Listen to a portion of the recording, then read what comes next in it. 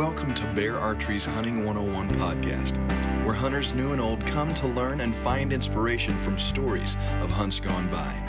Everyone is welcome to enjoy the outdoor way of life, and there is no better time to start than right now. So let's head into the great outdoors with your host, Dylan Ray.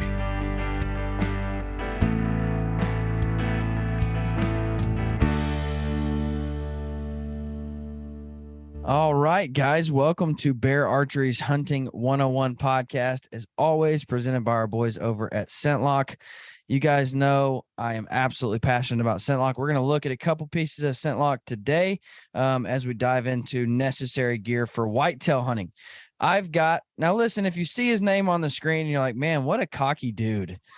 That's not, I changed his name to that because it is the one and only Steve Alley from ScentLok. Steve, how are you, man? Doing well, Dylan. Thanks for having me today. Really excited. Absolutely. This is episode 5 of our Deer 101 series. If you're just now tuning in, I would highly encourage you to go check out last week's episode where we talk about hunt prep with Aaron Warbritton from the Hunting Public and Chris Chain from Season Report. Next week, I am maybe the most excited about next week's episode as I've ever been. We've got hunt tactics, and I am joined by a couple very special guests. One of them, one of the leading deer scientists and biologists in the country.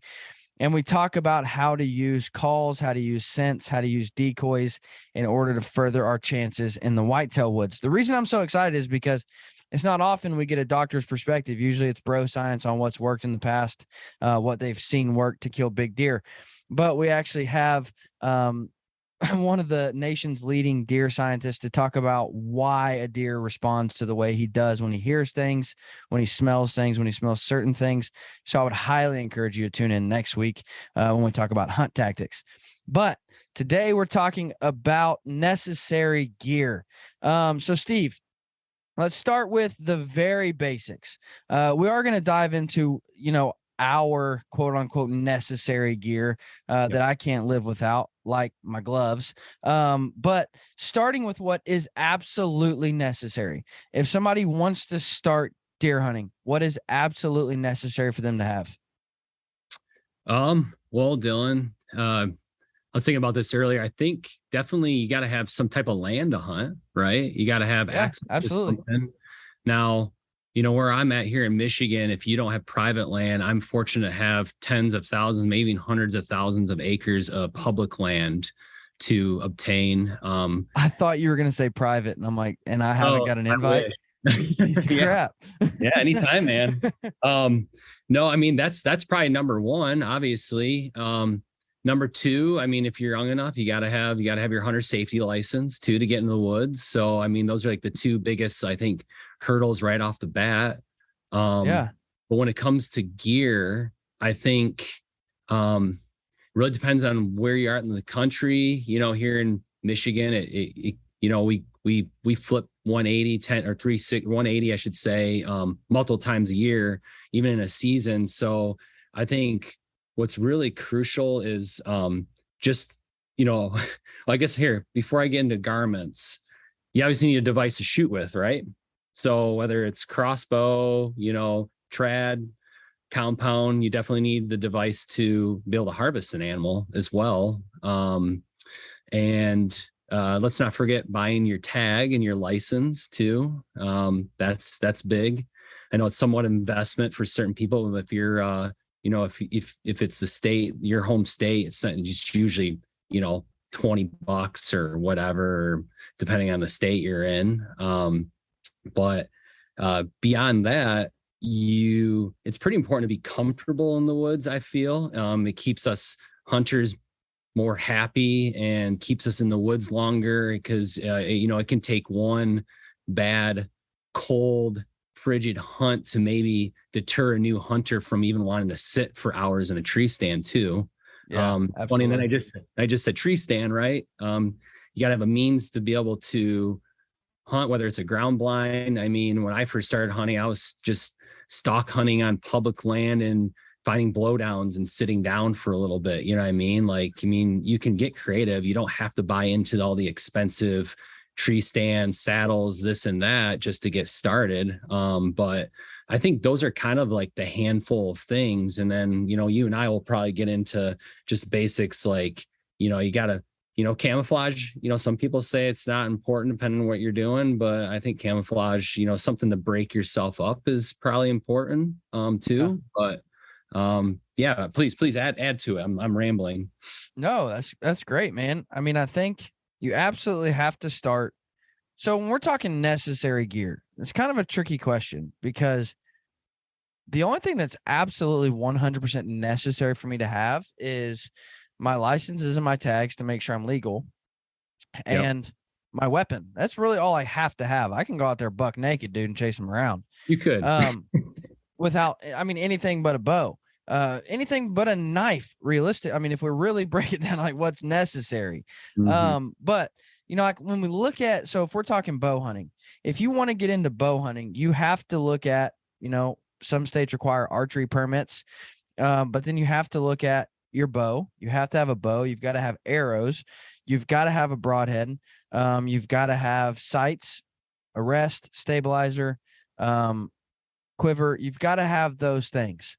And then from there on out, everything else, that me and Steve might talk about are things that most hunters would consider a necessity that, 30 years ago, they wouldn't have dreamed of having. Yeah. If you tell my grandpa, you've got to have a rangefinder, he's going to say, how about you learn to just shoot, but that's something that most hunters would consider a necessity these days because it's something that has changed the game in such a way that it has almost made itself necessary.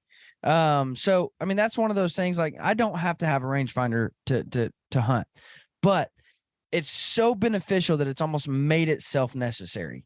So kind of the rest of the things that me and Steve are going to talk about are things that you don't absolutely have to have, but they've almost made themselves a necessity because of how beneficial they are in the woods. One thing that I want to start with, and then we'll kind of work our way up. Boots are a necessity for me.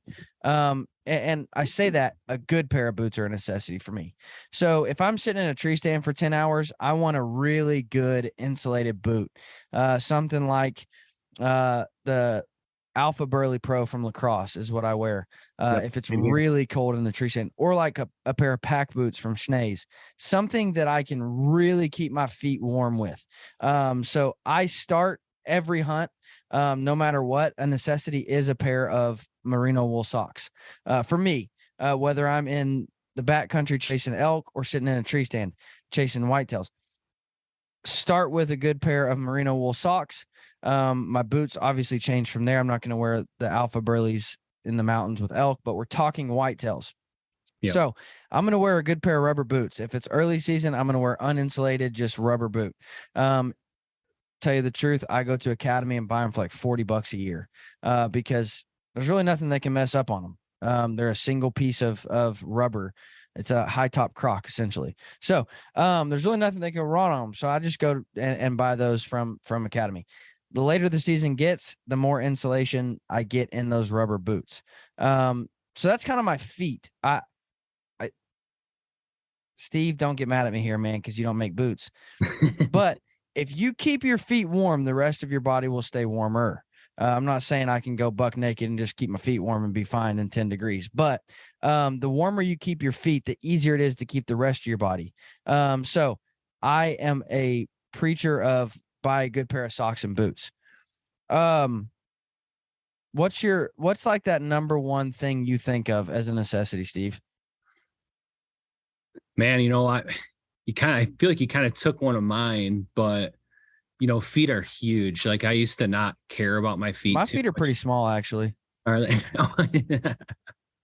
Good call. I had to throw that in there. No, yeah, I think keeping your feet comfortable is one of the biggest things because, I mean, no one likes cold feet. I think hands are another big aspect because I don't like to wear thick insulated gloves. So for me, and I actually almost like, and it depends on what I'm doing. Like I do a little bit of saddle hunting and I do some tree stand hunting as well, or traditional hang on or what have it, ladder stand. And when I'm in ladder stand, tree stand, or hang on stand mode, I am a big believer, firm believer of the dorky fanny pack hand muff. There's nothing dorky about that. Oh, I know. I just represent it. I like to use that. I like to use that term, but this thing, it keeps my gear close to me. So all my small trinkets, maybe I'll have a headlamp in here. What have it? I keep a couple small things there. Actually, I think my grunt tube sometimes will make it in there. And another cool thing about having this on you too is for the walk in, you have all this space that you're not keeping your hands in. So if my tree tether, I'll shove my tree tether inside of the thing so it's not dangling, or I don't have it wrapped around my belly or something weird when it's hooked to my safety harness. So that thing's huge for me, for carrying gear and just keeping my hands warm. And again, like I'll still wear it in the early season until I true. I'll just wear some lightweight apparel and I'll still have that thing around my waist just because I like the storage aspect of it. And then when the sun's going down and I want somewhere to put my hands, for a little bit, to cut the chill a little bit. It's one of those things that I'll have with me 100% of the time when, traditional tree stand hunting. So. All right. My hands. One thing that I have considered a necessity is, again, this is considered like this is something I just don't leave home without. I understand some people are like, whatever, dude, do what you want. Is the customizable fingerless gloves from ScentLock. Reason being, I absolutely despise gloves. I hate gloves. It could be 5 degrees outside. I don't want to wear gloves.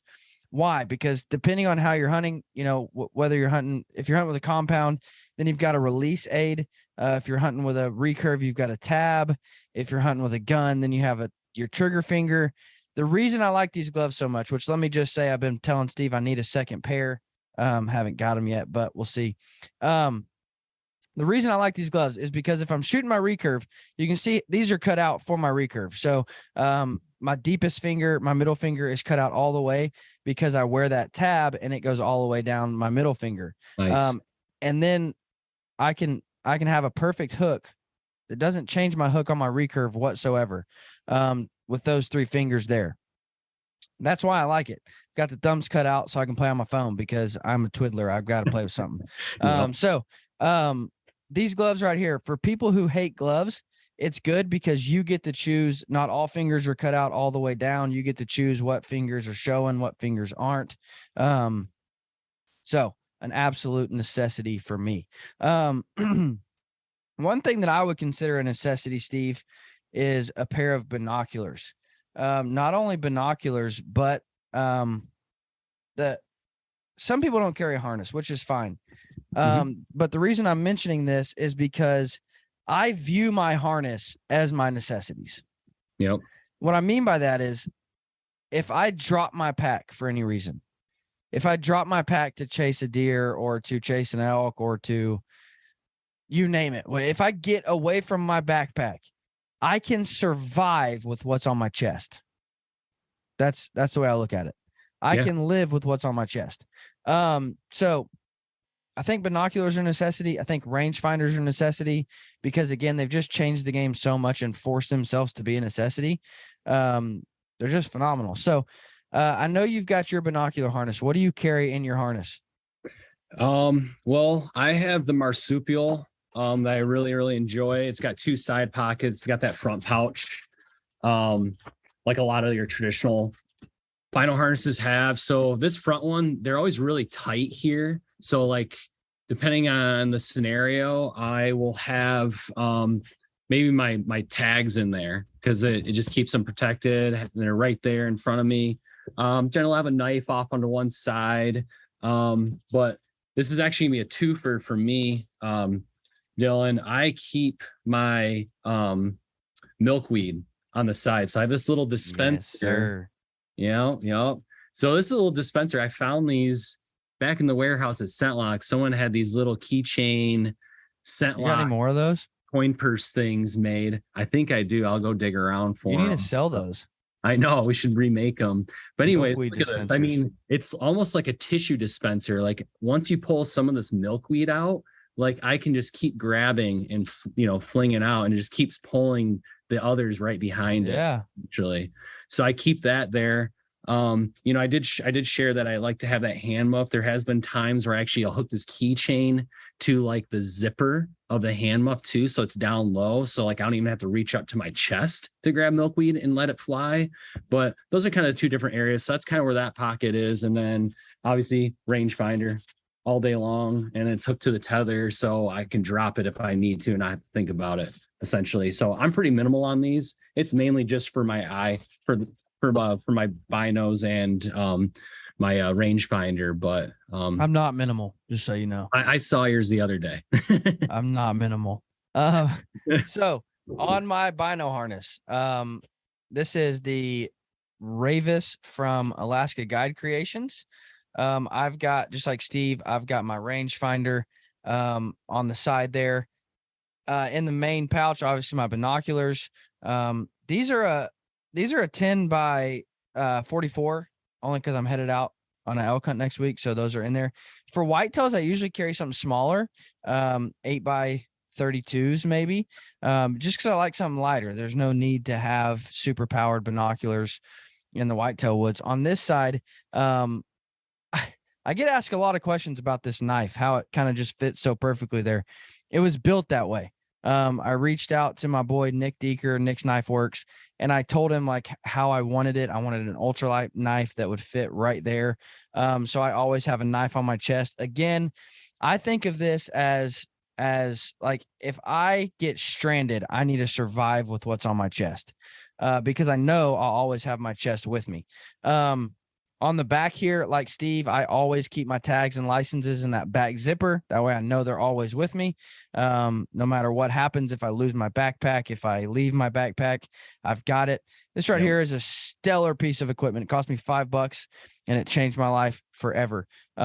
This is better than love. This little piece of equipment here. $5 from Alaska Guide Creations. It's a little plastic hook, and you can hook your bowstring to it. So you can glass with your hands free. I absolutely love it. If I'm standing in my tree stand, I'll just hang my string from it and then just stand there and just look around. And then when I'm ready to shoot, boom, I've got my bow right there. It's a stellar little piece and it's got a smaller hook, so you can hang your D-loop from it. You can hang your whole string across it. It's really cool. In the bottom zipper here, I've got milkweed, flashlight, and fire starters. Nice. Again, like if I get stranded, I want to make sure I've got everything I need to live. In this little pocket right here, I've got chapstick, because chapstick's an absolute necessity for me. On the bottom there, call holder for reeds. So again, it's there because I'm headed out for elk. I'll take it off obviously when I get back to hunting a tree stand. So that's everything that's on my chest. Again, this is what I view as a necessity. If all I do is grab this and my bow, I'm good to go hunting. And I've kind of created it that way. So when it gets winter, also I always keep my finger tab. That's where my finger tab stays, up there. That way, when I'm sitting in my tree, all I got to do is slide my tab out, put it on, shoot the deer. At least I hope it's that easy this year. So that tab always stays there. That way I know, like, if I want to go hunting, I grab, and I'm, rushed, or I'm only going out for a couple hours, or you name it. This has everything that I absolutely need in my bow, and I'm ready to go hunting. But again, as things get colder, this bottom pouch will change just a little bit. I'll slide those fingerless gloves in there. I'll slide a neck gaiter or a face mask in there, pack it in there real tight or something. That way, if I do get frigid cold, I have a little bit of extra in there. So my bino harness is considered my necessities. Yeah, that's quite the rig you have there. That's funny you brought up the string hook, because Marsupial makes one too, and I completely forgot about that. I was going to get one last year, and now you're reminding me I got one other thing I got to hop on. Should have. So yeah, I definitely can see where I could take advantage of that. It's life-changing, dude. Even when you're just out shooting, like just shooting your bow. It's just really cool to be able to pull out your binos and, hang that right there, pull out your binos and look at what you want to look at, and you don't have to set your bow on the ground. It's just really cool. So I consider it a necessity. You know, it's a game changer thing too with a lot of these newer bino harnesses is the fact that they don't open up in your face anymore. They open away from you. That's huge. I've had cheap ones in the past, you know, that maybe it came with the binos or what have it. Some people might know some of the ones I'm talking about, a little bit more affordable ones, but the ones that open up in front of you just seem just designed terribly, I guess I could say. But we've gone a long way on the bino harnesses, and you know, it deters some people too. And actually I've heard it from some, it's a lot of people have never used them and that they just kind of use this as an excuse, I feel. But people are like, does it clear your string? Yes, it clears your string. No, every bow hunter in the world blows their bow up when they shoot. Yeah. No, I shouldn't. No, there's no stupid questions. No, there isn't. No, it's a good thing to ask, and it's a good thing to get insight from users of a bino harness too. I once have felt discomfort of my bowstring hitting or just touching enough to maybe, you know, put off a bad shot, I should say. So right, you'd have to be shooting a pretty crazy string angle for that to happen. Yes, yep. Now, one thing, before we move on, Steve, I feel like you're the kind of guy that'll really appreciate this. I've got to give a shout out to my boys over at Burley Bow. If you're not familiar with them, they're the king of the absolute kings of deer camp swag. This hat right here, but they've got shorts, pants, t-shirts, hoodies, really cool gear. Now, it's also phenomenally high quality gear. But what I love about it is it's gym. You wear it to the gym. They've got gym shorts. They've got performance hoodies, performance t-shirts. They've got polos and listen, my favorite thing that's changed my life is their pants. They look like slacks, and so I can wear them to church, but they're really just stretchy pants with ties in the front. So I wear them to church, and everybody's like, dude, those pants look nice. And I'm like, fooled you, they're stretchy pants. No belt, nothing. I would highly, highly, highly, highly encourage you to check out Burley Bow for just everyday cool hunting wear, for gym wear, for nicer looking apparel, polos and stuff like that. I would highly recommend you to check them out. They're phenomenally cool guys. So Steve, one thing that I think we have to talk about as being a necessity is, and next week we're going to jump into tactics. So I'm really not going to go into that portion of it. But I consider this right here, my grunt call, an absolute necessity. Whether it's early season, late season, turkey season. I'm just kidding. I don't carry my grunt call during turkey season. But no matter what season, no matter what, every time you talk now, I'm just going to randomly. My grunt call for many, many reasons. And next week, again, we dive into tactics. And this right here is a highlight of the show of how to use this right here and all the different noises that it can make. This is the Intimidator from Woodhaven. This, in my opinion, is the greatest grunt call on planet Earth. We can thank our mutual friend, Matt Jennings, for getting me hooked on this call. It's phenomenal. Nice. Grunt call is a necessity for me. One thing that used to be a necessity for me was the little dough in a can. I don't remember what they're called. You know, you tip them over. But now, this is the necessity, a dough bleat. I don't carry the can anymore, just a dough bleat. Nice. I actually take this off. I'll take the cord off and stick that in the bottom of that bino harness. That way it's just really easily accessible at all times. So, again, we'll dive into tactics next week, but I'm just going over kind of what I always have in my pack. I use a rattle bag. Don't use horns, just mainly because they're big, because they're bulky and uncomfortable to carry. They're going to sound better if you've got a good pair of sheds. It's going to sound better than this, but I like easy. So I carry the rattle bag in my pack at all times. That's really as far as what I consider to be absolutely necessary. That's it. Now I'm on the spot, huh? You mentioned flashlight. I'm a big headlamp user. Oh, my bad. You got one. You got one. Yeah. So headlamps, especially the new ones nowadays with the multicolors, I can do the green light where I feel a little bit more conspicuous, I guess you could say. See, I saw red on yours. I got green on mine. Then obviously bright white. I got a red one too. For me, it's, especially, I mentioned about public land earlier. I do some public land hunting. I like to do a little run and gun here and there and use a saddle and whatever else. And sometimes you find yourself somewhere that you don't know where you are, or you got to get out of somewhere that you found yourself at, and now it's dark.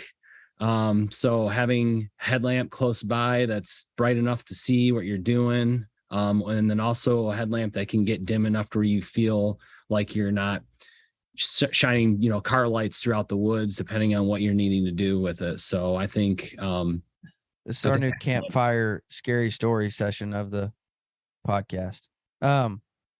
No, changing lights or changing colors is the only reason I don't carry green on this. I used to have one that has green, but now the Trophy Ridge Quiver has that green light built into it. Oh yeah. So I just, if I want a green light, I just use that. So I went with a different headlamp that didn't have green, just because I have a green light on my bow at all times. So, what else you got for me? What else is absolutely necessary? I know I'm going to think of something else, but I know I have a bunch of little trinkets here. Well, I guess I just talked about headlamps. I always have the 3 backup AAAs. Oh, just yeah. It's, because I just talked about, let's say you lost your way, you're in public land, you're like, okay, I know which direction I need to go, but you need to walk through some crap. You know what I mean? So if my lights start to dim out on me, I'll instantly just throw some extra batteries in. That's what stinks about these headlamps these days, is once batteries are at like their 50% mark, you can already tell it's losing a lot of brightness essentially. So I hate to say it, but I'm already throwing out batteries before they're fully used.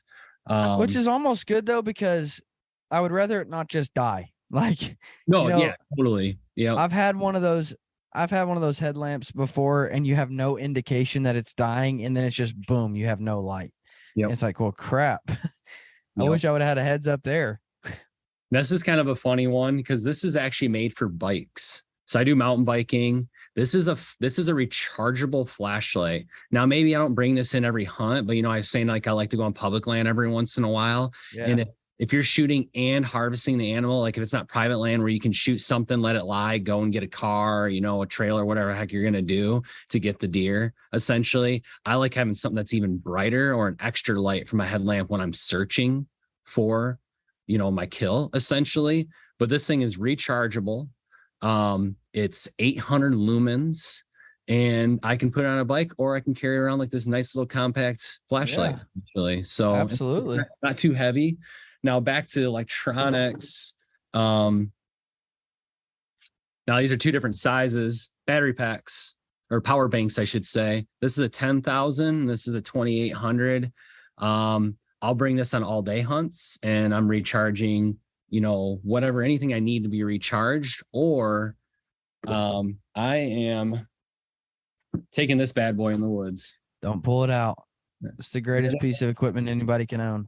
It is. I mean, I used to kind of poke fun of people that brought heated garments into the field. I just thought it was silly. I'm like, oh, I don't want to have to carry a battery pack. I don't have to worry about charging stuff. But when I started working for ScentLock in 2020, and I picked up my first BE1 reactor vest and started using in the field, it was just an absolute game changer. So that's why I actually got into the power bank game, is because of that vest. Now I've found that using a power bank in the field, especially on all day hunts, like for cell phone power, for that light I was just showing you, keep your vest running all day long. These are things that come with me in the woods. Obviously, all day hunts will come with this. And I'll do shorter sits with this because it lasts, plenty of time.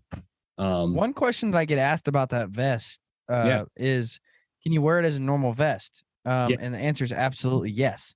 I will take that vest on my elk hunt with me. I'm not going to carry a battery pack and turn it on, just because I don't want extra weight. But I will take that vest in the mountains with me. It can absolutely be used as a normal vest. Well, and it's pretty. I mean, it's Primaloft insulation. Well, it's Primaloft now. This one's thin slit when we were doing thin slit. But I mean, smaller than a football at that, much smaller than a football, actually. So it's pretty dang packable. like you said, it's an additional thermal piece. It doesn't have to be just the heating elements as your thermal. It's 133 grams. This one is at least 133 grams of thin film insulation. So again, it can be a standalone piece. It can be with the heat on, or it can be with the heat off. It's a good just overall layering piece when going in the field. And tell you the truth, that first year I used it, Savannah Aero is our lightweight, warm weather series essentially, right? I was wearing Savannah and this way much further into the season than I ever will have ever. I'd already probably be busting out like Forefront, one of our midweight pieces, essentially jacket and pant. But I wore my Savannah further into the season I ever had because of this vest here. If anybody's wondering, well, not anybody, I get that question often, like, what's the one piece? Well, I had a guy reach out and he said, I need some good camo, but I don't have a lot of money. What is the one piece of gear I should get? And I told him the Forefront. Said, this is just absolutely my favorite piece of gear.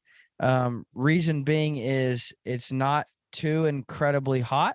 So if it's 60, I can get away with it. But also I can layer and get away with it in some pretty stinking cold. So that would be my answer. So I guess when it comes to clothing, when it comes to necessary clothing for me, I always tell people this is a really cool thing that I'm holding here. It's a little gadget. Yeah. What is that? I bought this at a mountain archery fest because I was tired of holding my drink. Are you kidding? It clips. So you wrap that, yeah, clip this to your bino harness, your backpack, whatever. And then you got a drink carrier right there on your chest. Seems like something all those Western boys would be doing for sure. I made fun of it at first. I was like, you guys are stinking pricks. Then I sat there and I'm like, I'm tired of carrying my drink around or setting it down when I want to shoot or doing something. So I bought one. And now when I'm out shooting at home, I just clip my drink on the side of my bino harness and I'm shooting, grab a drink, clip it back on. It's really stinking cool. Dude, that's awesome. I do a lot of kayaking. We have kayaks. My family have a river right down the way here. I could see that being a nice device to get a drink, get hands-free, drink close by, paddle, drink. I'm 100% not a necessity. all about it. But you just clip this to your bino harness or your pocket or wherever. You could literally just put this in your pocket. Is it Velcro? No, it's a buckle. No, it's so a buckle. Like one piece of webbing. You clip that on, and then this is a magnet. It's a magnet. Awesome. Even better. Yep. I dig it. Yeah. Pretty cool. So that's what I tell people is get yourself a good set of midweights. Because if you go super lightweight, then you're going to be freezing cold in the late season. If you go with the Divergent, you can only wear it when it's 4 degrees outside. so you've got to, I find if you can't spend a whole lot of money on clothing, I just encourage people go with a really good set of midweights. Something that you can, only wear that during the early season and be fine. And then in the late season, you can layer underneath it and really get yourself into the late season. That's my tip on clothing, I guess, is if you can only afford a little bit, get you a really good set of mids. Yeah, Dylan, actually, that's funny you say that because that's what I always did the same thing growing up. Before I even had a job with ScentLock, I actually purchased their full season tactics, which actually is Forefront. We end up changing the name. So for any of the listeners out there that really love that suit, Forefront's the exact same thing, just slightly different design, essentially. And I was that guy. Like I only have enough money for one suit this year. What's going to get me through majority of the season and something I can still layer up with? And it's definitely Forefront for sure. And then just for people that don't know, Forefront also has our Precip X technology as well. So it sheds a lot of moisture too. So like I've walked through snow with it, and snow, will melt and shed off and keep you somewhat dry. I mean, it's not going to keep you out of a downpour or, a long sit with lots of snowfall, but it'll get you by, when you need it. And it's just the perfect weight that you can layer with too. So. Yeah, absolutely. So Steve, what is your biggest tip when it comes to necessary gear? Now that's a loaded question because I think the last time you were on, you said milkweed. I did. Which would be like the perfect tip when it comes to necessary gear. Oh, yeah. Which again, if you're wondering what we're talking about milkweed, I would highly recommend you to tune into last week's episode because we talk a lot about milkweed, the benefits, why to use it over powder, how it's used. I would highly recommend you to go check out last week's episode if you're curious about what we're talking about milkweed. So what's that one tip for you, Steve? I'm going to go the safety route this time, Dylan. I think if you're in a tree, you should have a harness or a saddle. No ifs, ands, buts about it. Safety is huge. We actually sell harnesses. We got Tree Spider line. We sell 3 different types of harnesses. I know this seems kind of boring, but I think safety is huge. I'm a big safety nut when it comes to I saddle hunt. I'm always connected to the tree from the time I'm at the base of it all the way up. Same with even a harness. I'll buy a lifeline, have lifelines on some of my static sets, and as soon as I get to that ladder, I'm hooking in and I'm tethered the whole entire time. So I think just for anyone. I used to trick myself into thinking that ladder stands were safe enough to not need one. Oh yeah, I know. I've done it. Which a lot of guys do. A lot of guys say, well, it's not a hang on. It's not a climber. It's safe. And you're right. It is safe. But I remember there's things that are absolutely out of your control. One time I heard of a guy, a hedge apple fell and knocked him out, like unconscious, right in the head. He was unconscious, fell from his tree stand. Because he was unconscious. There was nothing you could do about it. I was in a tree stand one time. I didn't fall. I was in a tree stand one time and earthquake hit. And it was absolutely the most terrifying thing ever. I can that tree stand is literally starting to slide down because the tree is shaking and moving and rattling, and it was intense. And so that was the moment I was like, you know what? Even if I'm in a ladder stand, there's things that are always out of my control. And I need to make sure I have a harness on. So great tip, man. My tip is not to overthink it. There is so many trinkets, gizmos, gadgets, and this will help you kill big deer and all of those sort of things. Again, going back to my first statement, the only necessity is my bow. I can go buck naked and kill deer with a bow. That's not a challenge. I'm not gonna like do some challenge this year where I kill a deer in the nude. But in all reality, that's the only thing I absolutely need. Listen, I'm a huge supporter of ScentLock, and Steve will know my heart when I say this, but you don't have to drop a ton of money on camo to be successful in the deer woods. You don't have to spend a lot of money on binoculars and a rangefinder and 9 different tree stands for different setups to kill deer. None of those things are necessary. Don't overthink it. Figure out what's absolutely necessary. And that is your state license and tags and your bow. And then from there, you can start building on what do I need? Like, what do I want? Like, listen, I'll murder some people if I don't have this in the woods with me. Like, I'm a chapstick fiend and I've got to have it with me. That's a necessity. Scent free. Do what? Scent free, right?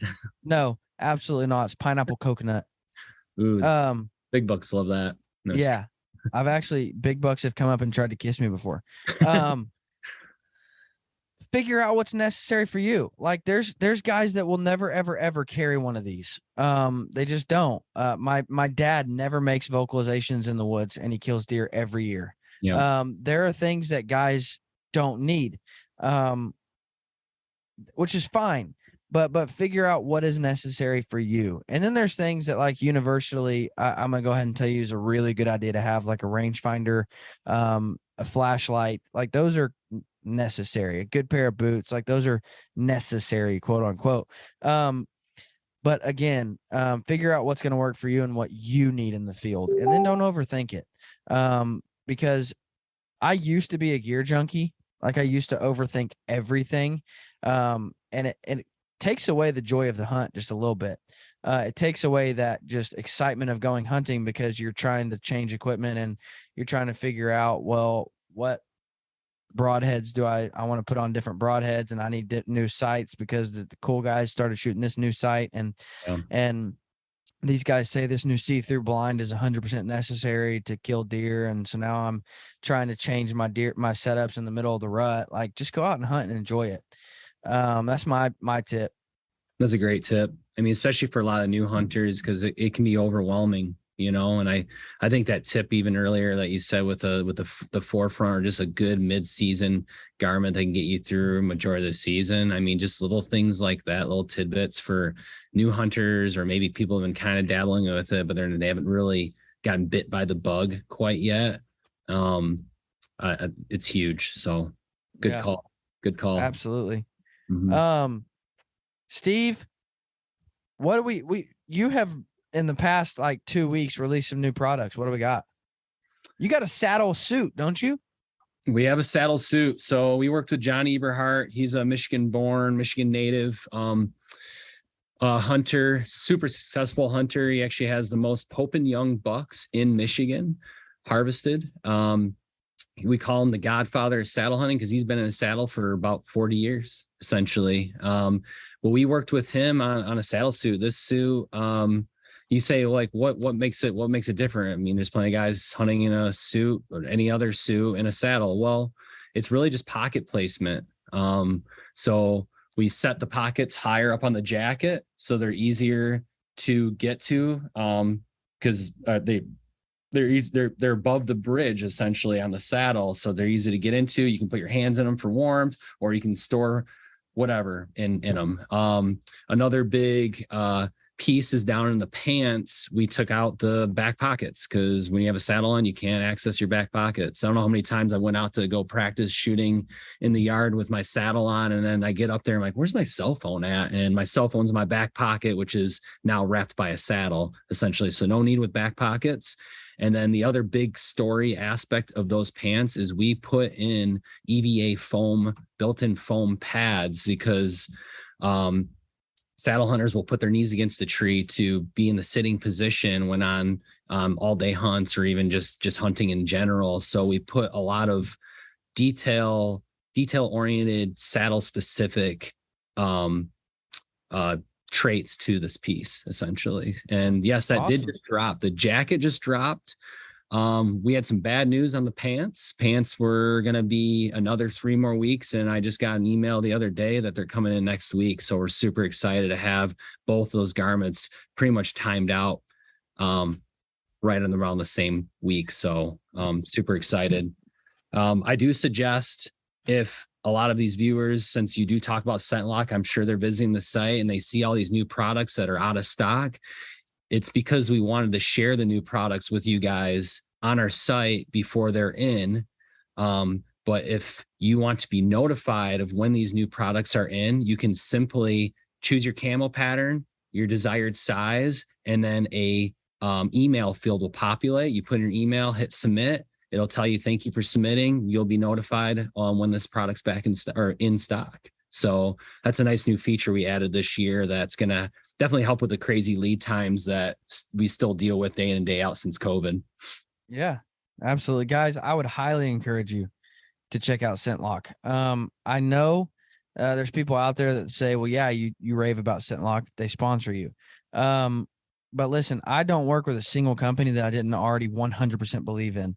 I don't rave about ScentLock because they sponsor me. They sponsor me because I raved about ScentLock. So I would highly encourage you to check out ScentLock. I can't I don't work with companies I don't believe in. And I don't promote them just because they sponsor, like Burley Bow. I just last week spent $300 on their website. They don't pay me a dime. I just got a pair of their shorts and they were phenomenal quality gym shorts and everyday shorts. And so I started spending money with them. I love them. Same with, Woodhaven. They don't pay me a dime. I think they're the best grunt call in the world. So I don't promote companies that I don't 100% believe in and stand behind. And ScentLock is one of those companies. So I would highly encourage you to check out ScentLock. Steve, thank you so much for coming on, man. Guys, again, stay tuned for next week because I am so excited about next week. It's a phenomenal episode. I recorded it a couple weeks ago. It's a phenomenal episode, and I promise you're going to learn a lot. My goal for last week's episode was to make it an episode. I told the guys before we got on, I said, I want this to be the type of episode that I want to go back and listen to every fall to remind myself of a few things. So I would highly encourage you, Dr. Carl Miller from the University of Georgia, which no one likes the University of Georgia. The Bulldogs suck. But he's one of the nation's leading deer biologists and wildlife management doctors. So I would highly encourage you to listen next week. And Philip Vanderpool from the Virtue TV.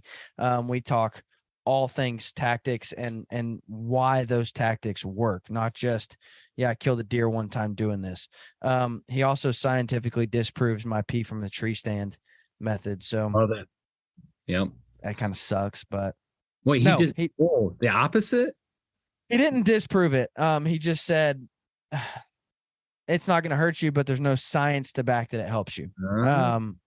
And I said, well, hey, that's good enough for me, but bro science tells me it does help me. So, and he didn't say it doesn't help you. He did not say it does not help you. He just said there's no scientific data to prove that it helps you. So again, I would highly encourage you to tune in next week because it's a phenomenal episode and it will help any level of deer hunter become more successful. Steve, thank you for joining. Guys, thank you for listening. Y'all have a great fall. As always, I would love to share in your success. So if you get lucky in the field and harvest a deer, I would love to share in that with you. So shoot those pictures over to me so I can enjoy that success with you. Thanks for listening. Y'all have a great week. Yep. Thank you.